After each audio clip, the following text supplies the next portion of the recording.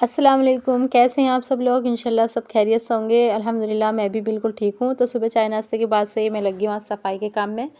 देखो क्योंकि 1.5 महीने से तो अम्मी नानी के वहाँ थी, तो यहाँ पे किसी ने कुछ सफाई नहीं हो पाई, क्योंकि भैया रहते थे 1.5 महीने से ही, तो वो सब काम वगैरह तो करते नहीं, वो काम पर जाते थे सिर्फ। तो यहाँ बंद था, तो यहाँ सब में धूल मिट्टी हो गई है डिब्बों वगैरह पे, तो मैंने इन्हें साफ़ करके इन्हें लगा दिए। डिब्बे वगैरह लग गए हैं तो मैंने धो लिए। उसके बाद बर्तन धो के यहाँ गिलास वगैरह मैंने लगा दिए हैं। स्लिप तो क्या, ये बस अलमारी से हमारे अब्बू ने ही बनाई थी, क्योंकि अभी किचन हमारा ये बना नहीं है, क्योंकि कहते हैं ना घर के काम जो होते हैं कारीगर घर के, वो घर का काम नहीं करते हैं।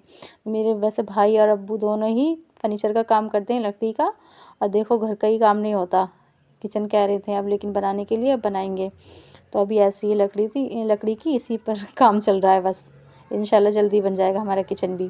तो जो भी बर्तन वगैरह मैंने यहाँ पे लगा दिए हैं, उसके बाद मैं ये लेकर आई थी ऊपर जाला साफ़ करने वाला। तो यहाँ मैंने जाले देखे थे खिड़की वगैरह पे, तो मैं इसे झाड़ने, तो एक एक चीज़ मैंने यहाँ साफ़ करी, झाड़ी, और इस पर धूल मट्टी भी थी तो मैंने कपड़े से भी साफ़ किया था इसे।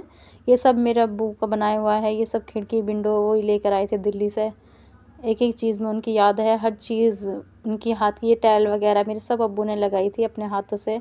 बहुत प्यार से बनाया था इस घर को। हमारी ईद पर और सारे त्योहारों पर, सुबरात पर और बकरीद पे हम सब इसी तरह से पांचों बहनें सब मिलकर सफाई करते थे। लेकिन मैं आज अकेली कर रही हूँ, तो उनकी बहुत कमी महसूस हो रही है। जितने भी गली के पढ़ने वाले बच्चे आते थे वो भी हमारे साथ लग जाते थे बाजी बाजी करके। हमारा घर ये सोच लो भरा रहता था बच्चों से, बाहर के लोगों से, कोई ना कोई आता जाता ही रहता था। लेकिन अब इतना सूना सूना लग रहा है, बिल्कुल मन नहीं लग रहा। लेकिन क्या करें, अल्लाह ताला ने ऐसी चीज़ ही बनाई है, ये मौत ज़िंदगी सबके साथ होनी है। बस सब्र दे अल्लाह ताला, और हर किसी को सलामत रखे, हर किसी के माँ बाप को सलामत रखे। तो मैंने यहाँ से सफाई कर दी थी और मैं जा रही थी ऊपर पानी लेकर पौधों में डालने के लिए। तो ये हमारा बीच वाला फ्लोर देखो अभी तक ऐसे ही पड़ा हुआ है, ना प्लास्टर है, ना इसमें लाइट वगैरह भी कुछ नहीं लगी। वैसे बल्ब लग रहा है कमरों में। तो जब ये बन रहा था, जब मेरे अब्बू की तबीयत ख़राब हुई थी, वैसे देखो ये पौधे सब मेरी अम्मी ने लगाए थे, और भी बहुत पौधे थे, वो सब तो ख़राब हो गए, बस ये एलोवेरा ही बचे हैं। और इन पे भी देखो कैसी धूल लग रही है।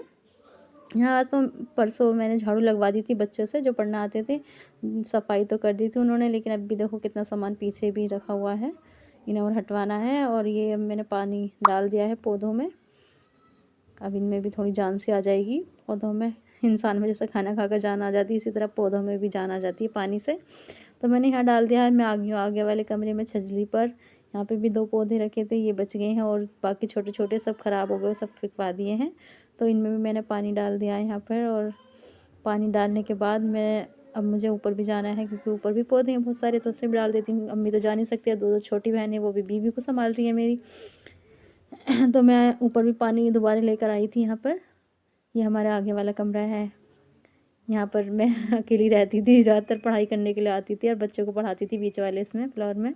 तो मैं सबसे ऊपर आ गई हूँ। यहाँ पे देखो हमारी ये, इसमें जो कहते हैं धूप घास बोलते हैं, क्या कहते हैं, इसमें छोटे छोटे फूल निकलते थे, इसमें सब मुरझा गई हैं। बहुत फूल निकलते थे इसमें, ये सब सूख गई हैं। तो मैंने इन सब में पानी डाला। ये देखो 2 पौधे गिरे हुए भी थे, तो मैंने इन्हें उठा कर रखा था ऊपर को। गिर जाते हैं हवा से, या कोई और गिरा देता होगा, कोई तो खैर छत पर आता नहीं है।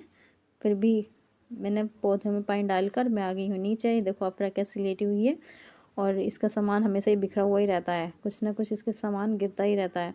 तो मैंने इसका सामान यहाँ पे रख दिया तय करके। और उसके बाद भूख लगी थी, तो खाना बनाने का मन नहीं करा, क्योंकि थक गए थे काम करके। तो मैंने सोचा चलो मैगी बना लेते हैं।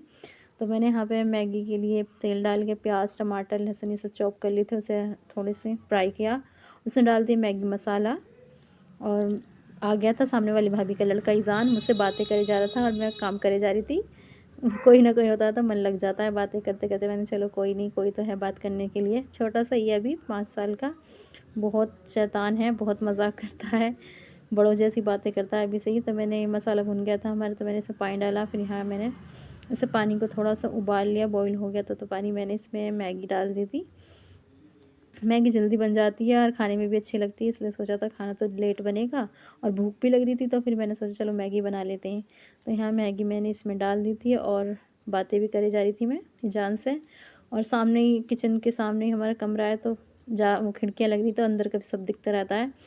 तो मन नहीं घबराता बनाने में भी कुछ काम, वहाँ से बात भी करते रहो और देखते भी रहो उन्हें और काम भी करते रहो, अपना किचन में बातें भी करते रहो, तो मन नहीं घबराता और काम भी होता रहता है, बातें भी होती रहती हैं, अच्छा लगता है ऐसे।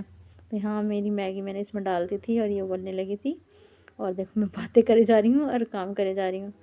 पहले जब हम खाना बनाते थे तो नीचे रख के बनाते थे, स्लिप पे गैस नहीं रखते थे, तो हमारे अब्बू वहीं से झाँक झाँक के हमें देखते थे और बताते रहते थे कि ऐसे मत करो, ऐसे मत करो, बातें करते रहते थे हमसे। तो वो याद आ रहा है कि हम इस तरह से खाना बनाते थे, तो वो देख अंदर से ही देखते रहते थे, बाहर को तो हम भी खाना बना बना के यहीं से देते रहते थे उन्हें। हर बातें करते करते मैगी तैयार होगी, चलिए इसे खाते हैं। अल्लाह हाफिज़।